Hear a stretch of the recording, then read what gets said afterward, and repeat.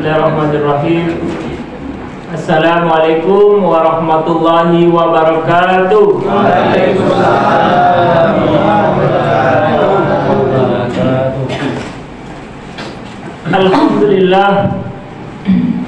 Wassalatu wassalamu ala Rasulillah wa ala alihi wa sahbihi wa mawala.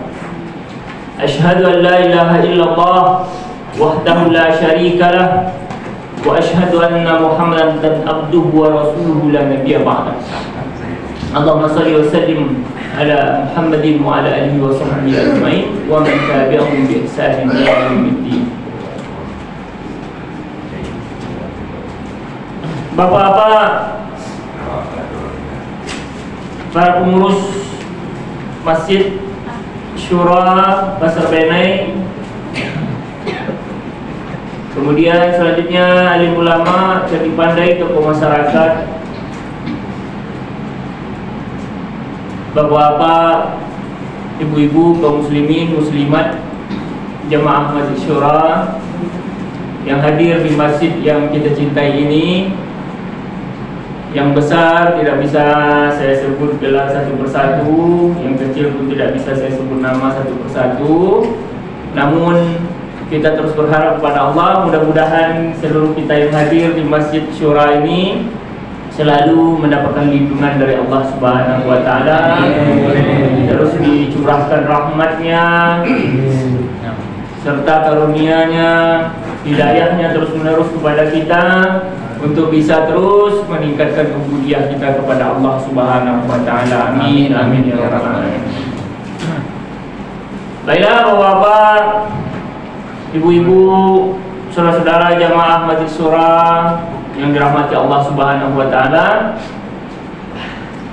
Pertama sekali mari kita bersyukur kepada Allah Subhanahu wa Ta'ala sampai subuh ini Allah masih memberikan kita nikmat sehat, nikmat sempat, sehingga kita masih bisa hadir ke masjid yang kita cintai ini dalam rangka melaksanakan sholat fardu subuh secara berjamaah. Mudah-mudahan ibadah kita pada subuh hari ini menjadi penggugur dosa kita ataupun maksiat yang mungkin pernah kita lakukan di dalam kehidupan ini. Kemudian begitu juga mudah-mudahan setelah kita keluar dari masjid yang kita cintai ini, setiap langkah kita, setiap ayunan tangan kita, pikiran kita, kemudian seluruh apa yang terdetik di hati kita, mudah-mudahan menjadi titik awal perubahan kita untuk terus meningkatkan iman dan takwa kita kepada Allah Subhanahu wa Ta'ala, sehingga perubahan dalam peningkatan iman dan takwa tersebut bisa menjadikan diri kita pribadi-pribadi yang lebih taat kepada Allah Subhanahu wa Ta'ala dan bisa mempersiapkan bekal ataupun pahala menuju akhirat kelak. Amin, amin ya rabbal alamin. Berselawat kita kepada Nabi kita Nabi Muhammad sallallahu alaihi wasallam. Allahumma shalli ala sayyidina Muhammad wa ala ali sayyidina Muhammad. Mudah-mudahan dengan terus memperbanyak selawat kepada beliau, kepada sosok manusia terbaik yang menjadi suri tauladan kita dalam kehidupan ini, terus kita ikuti apa yang telah beliau tuntunkan kepada kita, apa yang telah beliau ajarkan kepada para keluarga beliau, kepada para sahabat, para tabi'in, para tabi'ut tabi'in, sehingga sampai kepada para jumhur ulama yang saat ini masih hidup, yang masih bisa kita menuntut ilmu kepada mereka, yang terus berpegang teguh kepada Ahlussunnah wal Jamaah.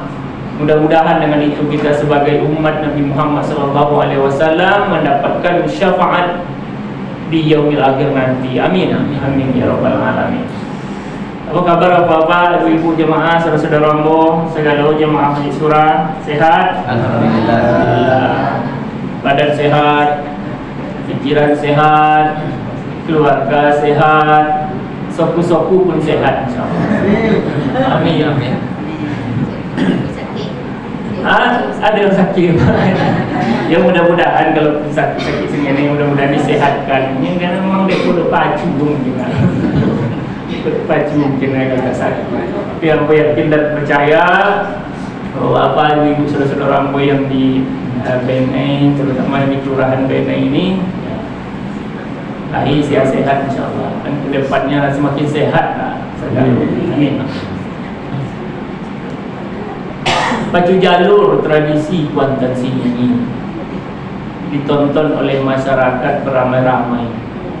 Subuh hari ini sungguh senangnya hati masih bisa bersilaturahim dengan masyarakat BNI. Alhamdulillah. Menang jalur lepas. Ada dua terima kasih. Jadi alhamdulillah di suasana seperti ini kita masih bisa terus menjalin hubungan tali silaturahim kita dalam keadaan sholat berjamaah, ya, sholat subuh bersama-sama. Kemudian kita lanjutkan dengan majlis taklim kita, wirid rutin yang dilaksanakan di Masjid Surah ini. Mudah-mudahan silaturahim kita terus terjaga dan terus berlanjut ke depannya dan tidak terputus hendaknya. Amin amin ya rabbal alamin. Man ahabba ayyubsata lahu fi rizqihi, kata Rasulullah, siapa yang ingin dilapangkan, diluaskan rezekinya, wa yunsa'alahu fi atharihi, dan siapa yang ingin dipanjangkan umurnya, diberikan keberkahan terhadap umurnya, falyasil rahimahu, maka jalinlah tali silaturahim. Nah, jadi memang ya ternyata Bapak Ibu, ya, dengan kita memperbanyak silaturahim, termasuk kita mungkin ya mulai dari sama-sama sholat 5 waktu sehari semalam di masjid ini, ya, dengan tetangga kita, dengan sanak saudara kita. Kemudian nilai dan makna dari sholat berjamaah itu tidak hanya sekedar menambah berlipat ganda pahala kita, tapi di luar itu akan terus memperkuat kebersamaan kita, ya, kemasyarakatan kita, nilai-nilai sosial kita. Bahkan kadang sanak kita pun, kawan kita ulun menyampaikan masalahnya kepada awak, kadang awak lah tahu lah, kadang pun awak pun begitu pula. Kita dalam keadaan masalah tak perlu kita ceritakan, dek kita lah biasa berjumpa, dek lah biasa berjumpa, sehingga ya, karena silaturahim itu terjaga dengan baik, ya, belum lagi dia bercerita kita sudah tahu keadaan persoalan saudara kita, sanak kita. Itu pun begitu pula cepat mengerti oleh saudara-saudara kita. Kadang-kadang aku tak punguh, biasa ceria, ya kan? Aku lah cendol pakaian tak bergosok sebulan je aku je lain, kan? Kadang tak sempat kita kadang bercerita persoalan kita, saudara kita, teman-teman kita, sahabat, ada tolak kita lah tahu dengan persoalan awak. Cepat terselesaikan. Kadang begitulah makna yang disampaikan juga dalam hadis itu tadi, bagian dari perluas rezeki kita, dimudahkan insyaallah oleh Allah Subhanahu wa taala ketika kita banyak-banyak menjalin tali silaturahim. Dan bahkan ancaman bagi orang yang memutus tali silaturahim, ia tidak akan masuk surga, kata Rasulullah SAW dalam hadis beliau, la yadkhulul jannah man qati'.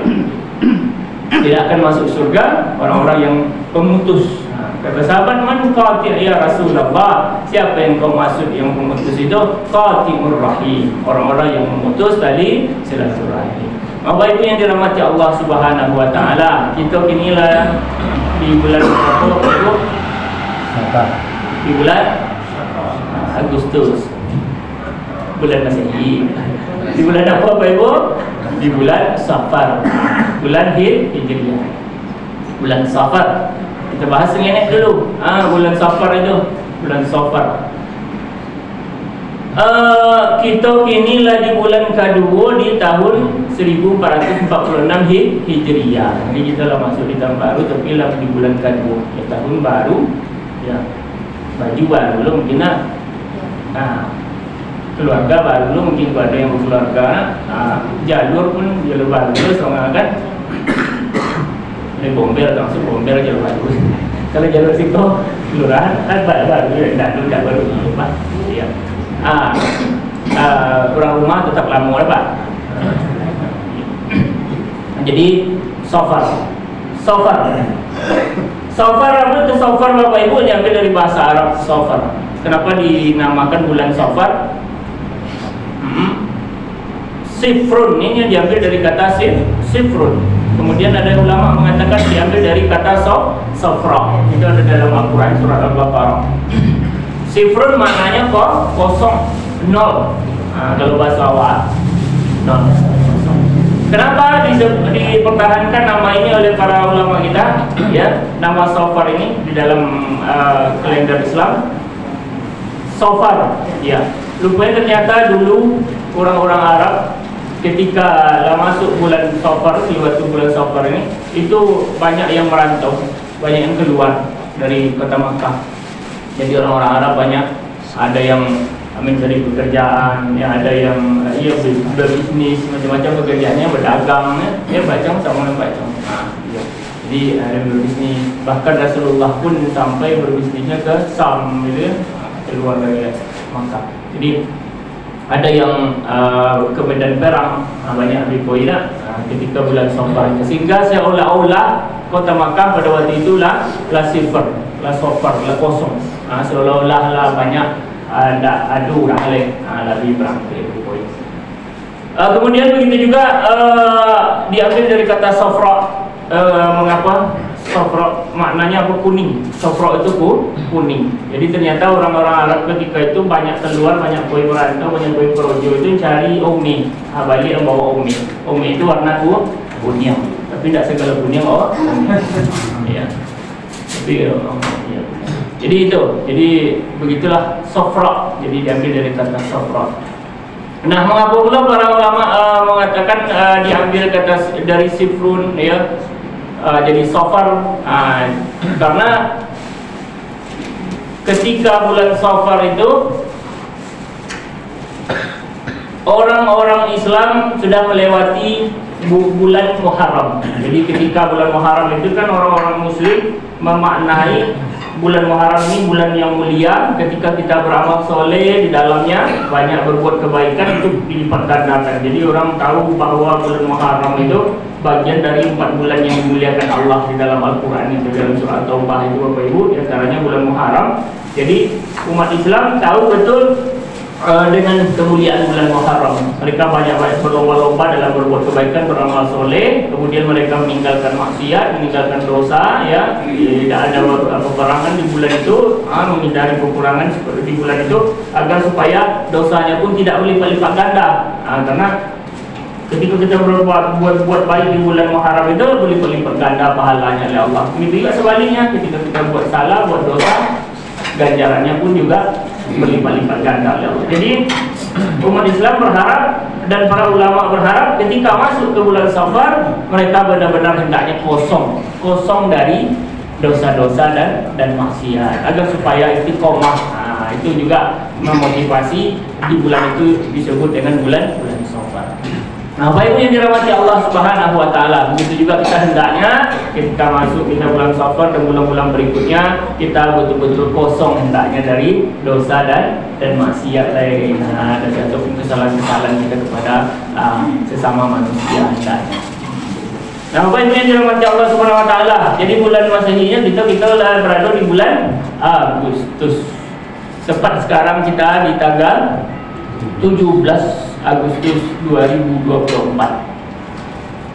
Tepat 79 tahun yang lalu, negara yang kita cintai ini, negara Republik Indonesia, merdeka, ya, memproklamirkan sebagai bangsa yang merdeka, bebas dari penjajahan, terutama bebas dari penjajahan secara fisik, secara terang-terangan dari negara luar, ya, termasuk dari negara Belanda dan negara Jepang. Jadi kita diproklamirkan oleh Bung Karno dan Bu Hatta pada waktu itu, ya, para tokoh bangsa kita, pendiri bangsa kita, Presiden Insinyur Soekarno bahwa negara kita ini merdeka dan terbebas dari penjajahan pada tanggal 17 Agustus 1945. Jadi Bapak Ibu yang dirahmati Allah Subhanahu wa taala, saat ini kita sudah merdeka selama 79 tahun. Ada umur 79 tahun, Pak. Ada yang mungkin lebih dah.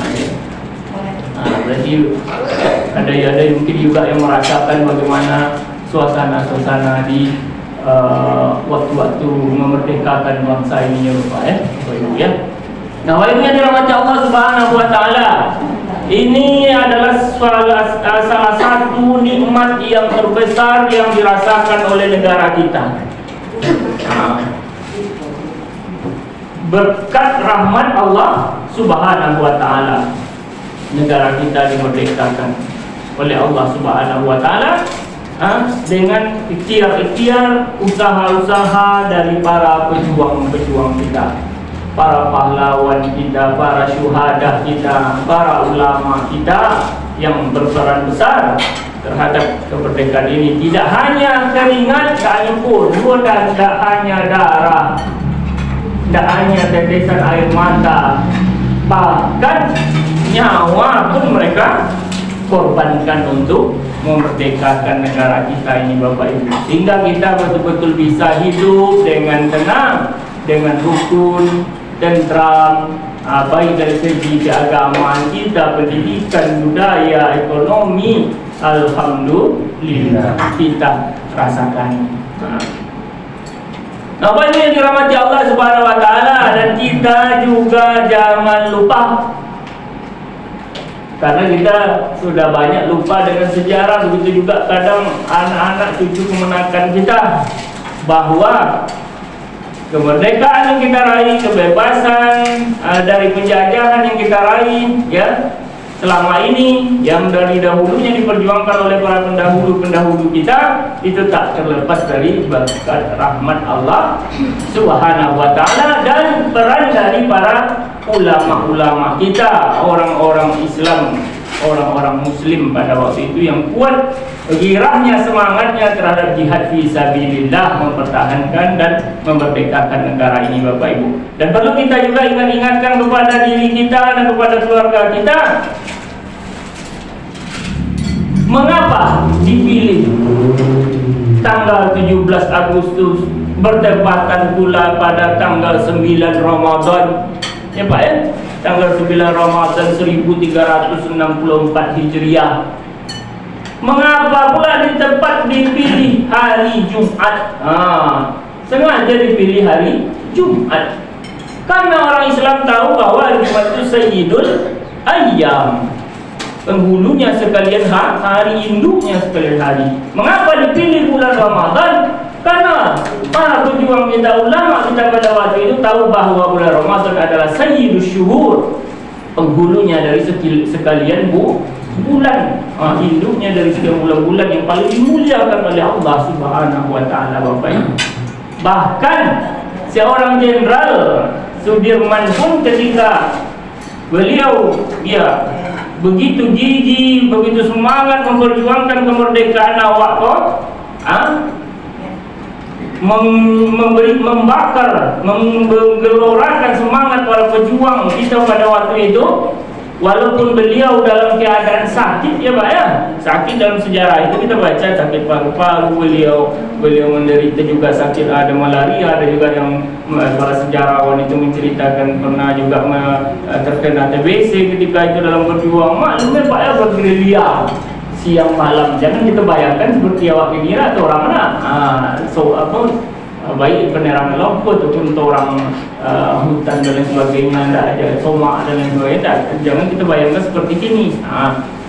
Jadi ketika itu Jenderal Sudirman beliau ditanya oleh para sahabatnya, para rekan-rekan seperjuangan,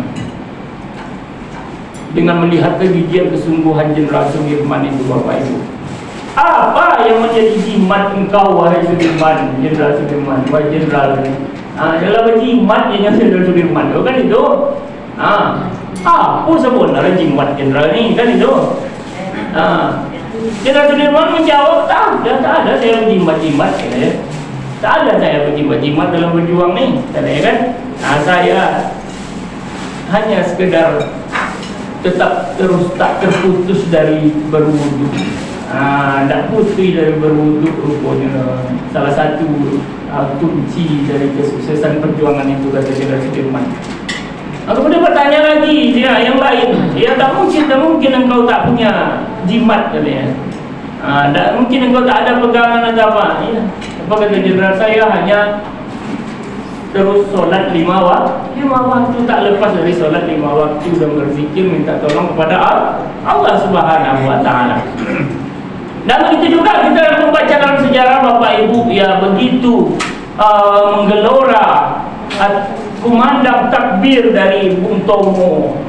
Kalaulah bukan dengan kalimat takbir Allahu Akbar, entah bagaimana lagi cara saya menggelorakan semangat para pejuang untuk menghalau penjajah dari bangsa Indonesia ini. Kan itu? Jadi di dalamnya apa maknanya Bapak Ibu yang dirahmati Allah Subhanahu wa taala?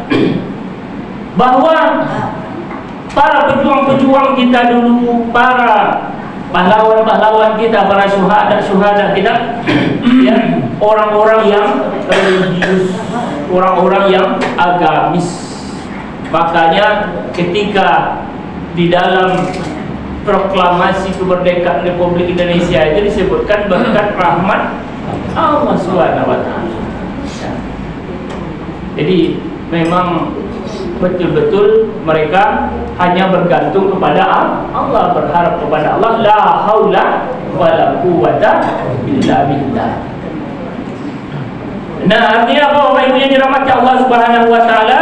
Kita terus memberikan pemahaman kepada anak-anak cucu generasi kita, ke keluarga kita, bahwa negara Indonesia yang kita cintai ini tak terlepas dari peran para orang-orang Islam, para ulama kita yang terus tetap berpegang teguh kepada akidah yang benar, kemudian menjalankan syariat-syariat Allah Subhanahu wa taala, dan dia tetap melaksanakan ikhtiarnya, usahanya berdasarkan kuasa Allah Subhanahu wa taala. Bapak Ibu yang dirahmati Allah Subhanahu wa taala, yang jadi pertanyaan bagi kita, apakah kita sudah bisa mengisi kemerdekaan ini dengan baik? Kemudian apakah kita bersyukur terhadap kemerdekaan ini? Bersyukur dengan makna bukan hanya sekadar ucapan di mulut saja. Ya, apakah kita sudah betul-betul membuktikan syukur tersebut? Karena ini adalah perjuangan yang sangat luar biasa yang sudah kita nikmati bertahun-tahun, belasan puluh, bahkan ada yang sudah puluhan tahun kita nikmati kemerdekaan ini. Nah, Bapak Ibu yang dirahmati Allah Subhanahu wa taala, negara kita ini itu disepakati oleh para pendiri bangsa kita bahwa berdasarkan Pancasila. Yang pertama itu ketuhanan yang Maha Esa. Nah, ini Bapak Ibu yang dirahmati Allah Subhanahu wa taala, sesuai dengan prinsip agama kita, ya. Agama Islam, tauhid kita, akidah kita, qul huwallahu ahad. Itu dasar kita Bapak Ibu. Ya, katakanlah wahai Muhammad, Allah itu Esa, satu. Nah, jadi kita mari tanya-tanya kepada diri kita, apakah kita sudah benar-benar merdeka dari kepercayaan ataupun keyakinan ataupun penyembahan terhadap hal-hal lain? Apakah kita sudah benar-benar hanya menyembah Allah, hanya benar-benar mengabdi kepada Allah, hanya menjadi hamba Allah, atau hamba-hamba lainnya? Perlu kita maknai, ya, apakah kita selama ini masih ada yang menjadi hamba harta, hamba jabatan, hamba dunia.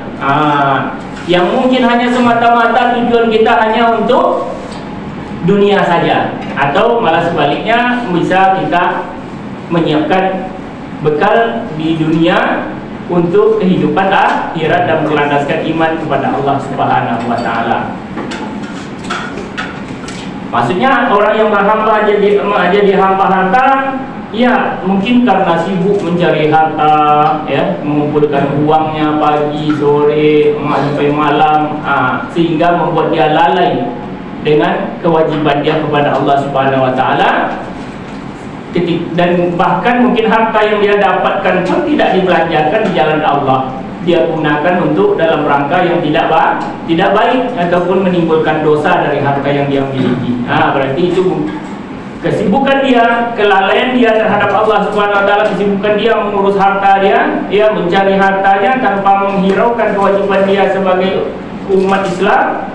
Ya, di saat itulah dia sudah menjadi hamba harta. Ya, begitu juga jabatan, ketika dia sudah membuat dia lalai dari kewajiban dia kepada Allah Subhanahu wa taala, ketika itu dia sudah menjadi hamba jabatan. Dan mungkin barangkali wewenang yang seharusnya dia gunakan dengan sebaik-baiknya kemaslahatan umat, memudahkan orang lain, namun sebaliknya mempersulit orang lain dan tidak dia gunakan wewenangnya sesuai dengan apa yang diamanahkan kepadanya.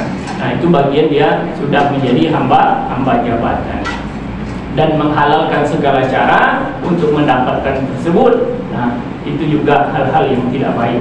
Nah, Bapak Ibu yang dirahmati Allah Subhanahu wa taala, begitu juga kita pertanyakan kita sebagai umat Islam. Ya, mungkin barangkali ini juga menjadi introspeksi bagi diri kita dan bagi pemangku kebijakan yang mesti kita harapkan tidak terjadi ini hal seperti ini di kabupaten kita, Kabupaten Kuantan sini, terkait dengan bagian mungkin barangkali ada di antara umat Islam yang mungkin dalam melaksanakan kewajibannya, sholat 5 waktu sehari semalam di masjidnya, ataupun kewajiban lain termasuk menjalankan kewajiban seperti perempuan untuk menggunakan hijab, menggunakan menutup aurat. Karena sebenarnya di dalam Undang-Undang Dasar kita pun sebenarnya Bapak Ibu, ya, di pasal 29 ayat di pasal 29 di Undang-Undang Dasar 1945 itu, negara kita ini berdasarkan Pancasila, ya, berdasarkan Pancasila, kemudian negara kita ini berdasarkan ketuhanan yang maha esa dan menjamin, di dalam itu disebutkan menjamin warga negaranya menjalankan ajarannya masing-masing atau menjalankan ajaran agamanya masing-masing. Nah, ini yang memprihatinkan kita, yang kita sayangkan. Akhir-akhir ini kita mendapatkan berita informasi yang bahwa di dalam suatu kegiatan kenegaraan kita, ya, di 17 ini nanti, ya, diperkirakan ya Bapak Ibu, ya, itu saudara-saudara kita, anak-anak kita yang perempuan itu mereka diminta untuk membuka hijab, membuka jilbab ketika penaikan bendera. Nah, ini mungkin kebijakan dari salah satu badan mungkin ataupun lembaga yang kita duga ini tidaklah mencerminkan sebenarnya toleransi, ya, yang sebenarnya yang diharapkan oleh dasar-dasar negara kita. Dan kita berharap bahwa mereka memahami bahwa di dalam agama kita yang disebut toleransi, ya, masalah agama, ya, lakum dinukum waliyadin. Nah, kemudian ta'budu ma ta'budun, saya tidak akan menyembah apa yang kalian sembah, dan kalian tidak perlu juga harus menyembah apa yang saya sembah, yang kita sembah. Kemudian masalah hal-hal kewajiban agama kita yang sifatnya kalau dengan alasan menseragamkan, ya, inginnya sama dan melanggar apa yang menjadi keyakinan ataupun kewajiban agama-agama tertentu, itu tidak bisa dimaknai dengan toleransi. Ada batasnya juga Bapak Ibu. Kalau masalah akidah, masalah hal-hal syariat yang wajibkan ataupun dianjurkan oleh agama kita, ya hal-hal tersebut bukanlah bagian dari toleransi. Kita dijamin oleh negara untuk melaksanakan ajaran kita masing-masing. Mudah-mudahan tidak terjadi di kabupaten kita, Kabupaten Kuantan ini. Dan kalaupun kebijakan-kebijakan tersebut sudah terlanjur atau bagaimana, ya mudah-mudahan kedepannya tidak terjadi lagi. Ya barangkali kita berhusnuzon, tidak mungkin barangkali tidak adanya musyawarah, komunikasi dengan para ulama-ulama kita, tokoh-tokoh Islam kita, ya karena begitulah. Kadang sejarah ini kan tergantung orang yang membuatnya.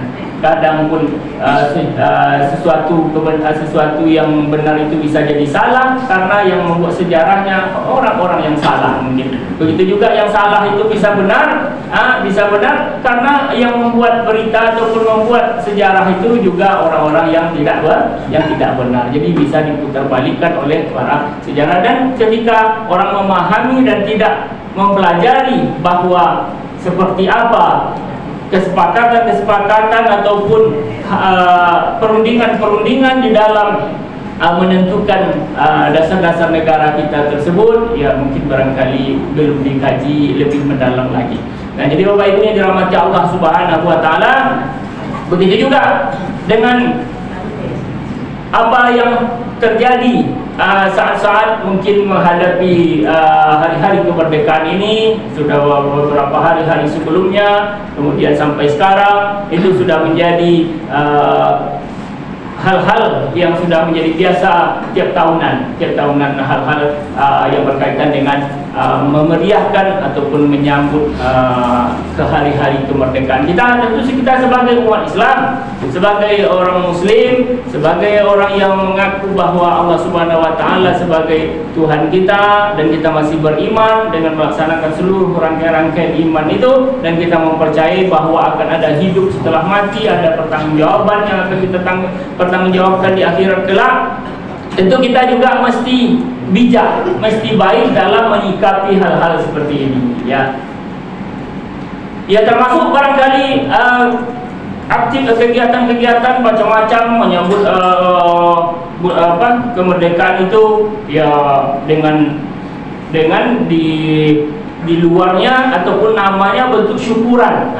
Namanya syukuran, di cover dengan syukuran, tapi terkadang tak tertutup kemungkinan juga, tak lepas juga kadang di dalamnya banyak kekufuran, banyak kemungkaran kadang di dalamnya, gitu kan. Di cover dengan bentuk syukur, tapi di dalamnya bentuk kekufuran yang menimbulkan dosa kadang bagi orang-orang yang melaksanakan itu, ya. Termasuk ya kita mungkin memahami dan melihat situasi-situasi itu terus, tidak hanya di sekitar kita, tapi di berbagai macam daerah pun juga banyak seperti itu. Nah, jadi apa yang mungkin ada kegiatan-kegiatan yang mungkin bentuknya syukuran, tetapi di sana anak-anak kita termasuk perempuan ya bebas buka aurat, bercampur laki-laki dan perempuan di dalamnya, gitu. Kemudian kadang ada yang perlombaan-perlombaan yang sudah agak melenceng dari ajaran-ajaran dan syariat-syariat kita, kebiasaan kita dan aturan-aturan dalam Islam. Kadang-kadang ada lomba-lomba yang laki-laki yang harus berpakaian perempuan, mempertontonkan hal-hal tersebut, gitu ya. Kadang ada yang laki-laki yang berdandan-dandan bodak-bodak, ada Pak. Ini walaupun mungkin hanya mereka menganggap sekedar hiburan, tetapi ini juga bagian yang tak perlu dipertontonkan dan nanti bisa menjadi seolah-olah menjadi pembenaran dan menjadi betul oleh anak-anak cucu generasi kita. Padahal di dalam agama kita hal-hal tersebut, laki-laki menyerupai perempuan, perempuan menyerupai laki-laki tidak dibolehkan, apalagi di dalam kesehariannya. Kemudian begitu juga Bapak Ibu, termasuk ya mungkin ya hiburan-hiburan, ya mungkin maksudnya ya ingin bersyukur terhadap nikmat yang diberikan Allah terhadap kita, tetapi di dalamnya kadang ya bercampur baur, ya laki-laki perempuan yang bukan mahram, kemudian termasuk juga ya anak-anak perempuan kita tidak menutup aurat mereka. Nah, Bapak Ibu yang dirahmati Allah Subhanahu wa taala, begitu juga kita sebagai umat Islam menyikapi itu. Kita sebagai orang tua, mungkin kita tidak sebagai RT, tidak sebagai RW, tidak sebagai lurah, bupati ataupun presiden yang tak punya kuasa, tapi setidaknya kita sebagai orang tua masih punya kuasa terhadap anak-anak cucu keponakan kita. Masih punya kuasa kita ya Pak ya, Bapak Ibu ya, terhadap anak-anak kita untuk membentengi mereka, menjaga mereka dari hal-hal yang membuat mereka rusak, baik sekarang maupun untuk masa yang akan datang. Anak-anak sekarang, generasi sekarang Bapak Ibu ya, kita pun termasuk kita ini tidak dijajah lagi dengan senjata secara fisik. Memang tidak ada lagi kita dijajah oleh bangsa-bangsa lain, tapi luar biasa penjajahan terhadap pikiran, terhadap moral, terhadap akhlak kita, ya, baik itu secara langsung ya ataupun melalui media sosial, dari internet dan lain sebagainya. Apakah itu bentuknya sudah menjadi kecanduan game online, kemudian judi online, tidak hanya judi hanya di dunia nyata saja lagi Bapak Ibu, dunia online bahkan di dalam kamar pun anak-anak cucu keponakan kita bisa memanfaatkan itu kalau di luar dari kontrol ataupun pengawasan kita sebagai orang tua. Ini sangat luar biasa merusak pikiran mereka, merusak diri mereka nanti ketika sudah mereka terjerumus kepada itu atau bahkan sudah jatuh kepada kecanduan. Ini memang sudah sulit nanti kita merubah mereka ke arah yang lebih baik, ya, merusak diri mereka, tatanan keluarga kita dan masyarakat kita, terutama masalah ekonomi. Nah, itu yang akan terdampak ya, menurut Menkominfo kita itu, yang akan merusak sendi-sendi perekonomian kita kalau sudah terjerumus kepada judi online yang sifat-sifatnya judi. Bahwa kita di dalam agama kita jelas, innamal khamru wal maisir wal azlam wal ansab rijsum min amali syaitan fajtanibuhu la'allakum tuflihun. Sesungguhnya khamar ya, yang memabukkan, yang termasuk penyalahgunaan narkoba dan lain sebagainya, itu akan merusak kita, dijajah generasi kita dari melalui itu Bapak Ibu ya. Sebentar-sebentarnya atau dengar kita orang dari bawah pulau ya, generasi lama pun kita membentengi itu, menghindari itu. Kita sebagai orang tua dulu terutama, kalau berharap banyak kita kepada yang lain ya, namanya berharap kepada manusia tidak akan maksimal ya Pak ya. Kita bergantungkan harapan kepada Allah dan kita ikhtiar mulai dari rumah tangga kita ya. Namal khamru wal maisir dan judi wal azlam, mengundi nasib dengan anak panah, wal ansab menyembah kepada berhala, rijsum min amali syaitan, sesuatu perbuatan yang keji, bagian dari perbuatan syaitan. Fajtanibuhu, maka jauhilah dia, la'allakum tuflihun, semoga kalian menjadi orang-orang yang beruntung.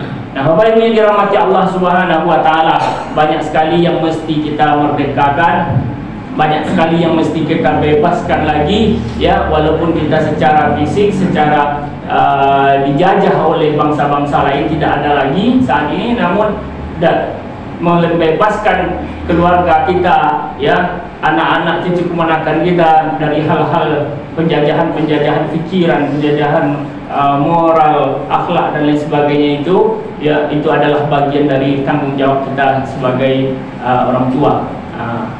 Inna sam'a wal basar wal fuad kullu ulaika kana anhu mas'ula. Sesungguhnya pendengaran kita, penglihatan kita, apa yang terbetik di hati kita ya, itu besok kelak akan dipertanggungjawabkan di hadapan Allah Subhanahu wa taala. Bahkan lisan ya, yang kita punya ini, yang kita miliki ini Bapak Ibu, satu kata saja, satu lafaz saja yang keluar itu nanti akan dicatat oleh raqib dan atid. Ma yalfizu min qaulin illa ladaihi raqibun atid. Jadi apa yang terdetik, satu lafaz saja yang terucap di lisan kita, melainkan akan dicatat oleh raqib dan atid, kiraman katibin, para malaikat yang mulia yang akan mencatat itu semua Bapak Ibu ya. Bapak Ibu yang dirahmati Allah Subhanahu wa taala. Jadi yang paling penting cara kita bersyukur, kita mesti mengakui seluruh nikmat yang sudah diberikan Allah ini. Salah satunya diantaranya nikmat terbesar kepada negara yang kita cintai ini adalah kemerdekaan ini. Kita akui bahwa itu semua dari rahmat Allah Subhanahu wa taala. Itu yang pertama. Kemudian tadi kita juga buktikan diri kita bisa mengisi kemerdekaan ini. Itu bagian dari bentuk syukur kita. Apapun potensi kita, apapun status awak, apapun pekerjaan kita, apapun amanah kita, baik itu di bidang pendidikan, di bidang ekonomi, pengalaman di bidang birokrasi, di bidang pemerintahan, pengalaman di bidang kemasyarakatan, budaya dan lain sebagainya, kita berikan yang terbaik untuk negara yang kita cintai ini, terutama menyelamatkan, membebaskan generasi-generasi kita pada saat ini dari penjajahan-penjajahan yang tidak hanya mungkin nanti datang dari segi fisik saja, tapi sekarang sudah di depan mata kita. Tantangan-tantangan itu semakin banyak, semakin berat, terutama bagi kita selaku orang tua. Kemudian yang terakhir, mari kita perbanyak tahmid, memuji Allah Subhanahu wa taala. Jadi apakah betul-betul perlombaan-perlombaan, hiburan-hiburan dan lain sebagainya itu ya tidak itu yang paling penting. Yang paling pentingnya tidak itu. Itu mungkin bagian dari seremonial ataupun bagian dari bentuk sebagian kita yang meluahkan kesyukurannya. Tapi yang paling penting daripada itu adalah bagaimana kita mengakui bahwa ini adalah rahmat Allah Subhanahu wa taala, tetap tidak keluar dari apa yang diperintahkan Allah atau yang dilarang oleh Allah Subhanahu wa taala, dan tetap mengabdi, memberikan pengabdian diri kepada negara ini dengan sesuai kemampuan kita. Kita buktikan sesuai dengan pekerjaan kita yang di bidang ekonomi, yang di bidang berjualan dan bisnis dan lain sebagainya. Kita berjuang melalui itu untuk bermanfaat bagi orang-orang sekitar kita dan negara kita. Kemudian perbanyak tahmid, memuji Allah Subhanahu wa taala dengan alhamdulillah, dan memperbanyak sujud syukur kita kepada Allah Subhanahu wa taala. Mungkin itu barangkali Bapak Ibu yang dirahmati Allah Subhanahu wa taala. Kita ada sesi tanya jawab, soal enggak? Langsung habis dan ya, mudah-mudahan bermanfaat. Apa yang kami sampaikan ini, kalaupun benar, itu datang dari Allah Subhanahu wa taala. Kalau kami tersilap dan tersalah, itu dari kelemahan dan kekurangan kami sendiri. Mudah-mudahan kita semua tetap diampunkan oleh Allah Subhanahu wa taala. Dan kepada manusia dan kepada kita semua yang hadir di masjid ini, kami mohon maaf sebesar-besarnya. Wabillahi taufiq wal hidayah. Akhirul kalam. Assalamualaikum warahmatullahi wabarakatuh. Waalaikumsalam warahmatullahi wabarakatuh.